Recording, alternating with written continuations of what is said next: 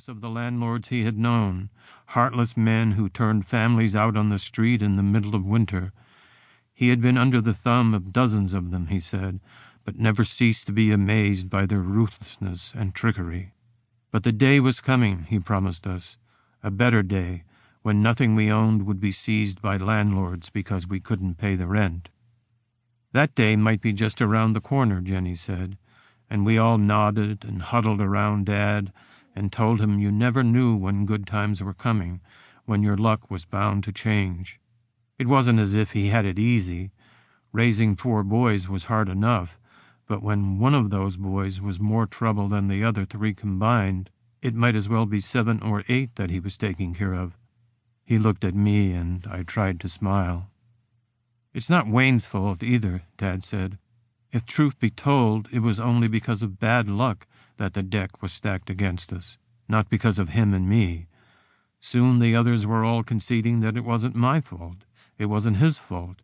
It wasn't the fault of his wife or the rest of his children. None of us could help how we were born. Still, by this time, everyone was huddled around me, and I was crying and promising to do my best with what I had. I couldn't be blamed for all the things that were wrong with me, nor could Jennie, any more than Jennie's mother could be blamed for having a daughter who'd had a boy like me. I was 7 that November when we were tossed from our apartment in St. John's. I had lived in 20 houses by then. I don't remember a lot of them, but most of them were scattered along a couple of roads in a place called the Goulds, about an hour away from town. It wasn't much of a place, not even a village, but it was where Jennie was born and where her parents, Lucy and Ned, still lived, on Petty Harbor Road. On that last night in town, Jennie said she remembered all the houses. She said she could give you directions to the bathroom in almost any house on Petty Harbor Road. It wasn't much to brag about, but it was true. We boys never knew when we were leaving or exactly where we were moving next, just that we were always one car breakdown or appliance repair away from having an eviction notice slip beneath our door in the middle of the night by a landlord who, Dad said, was too gutless to look him in the eye. "Too gutless," Craig said. "We don't always have a car," Dad said, "but we always have Wayne, and there's no telling when he'll have to be repaired." Repairing me seemed to be impossible because no one seemed to know why I was sick. A doctor I could not remember having been to see had once said I had a nervous cough. Jennie seemed to think I had a nervous cough because I was nervous all the time. She said she had heard of other people who had nervous coughs, but she never named them. Calling it a nervous cough made it sound like I was constantly trying to clear my throat, but that wasn't the case. The cough was so deep, so loud, and so relentless that each of my 3 brothers had tried to kill me to shut me up. Once, Ken had shoved a half-used bar of soap into my mouth when he was trying to get to sleep.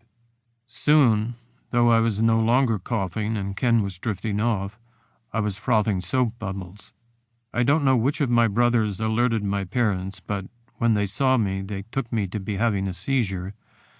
They were distressed, but not especially surprised, as they had, by this time, all but reconciled themselves to the idea that I would not make it out of childhood. They called a nurse named Doc Chafe, who lived nearby. She had seen seizures before and knew I was not having one. Exploring my mouth with a pair of tweezers, she was able to remove what was left of the soap.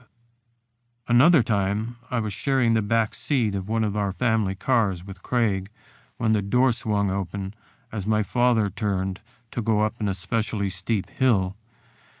Craig pushed and kicked me from the car and watched through the back windshield as I tumbled down the hill until I came up against a mailbox, miraculously unhurt but for skinned knees and elbows.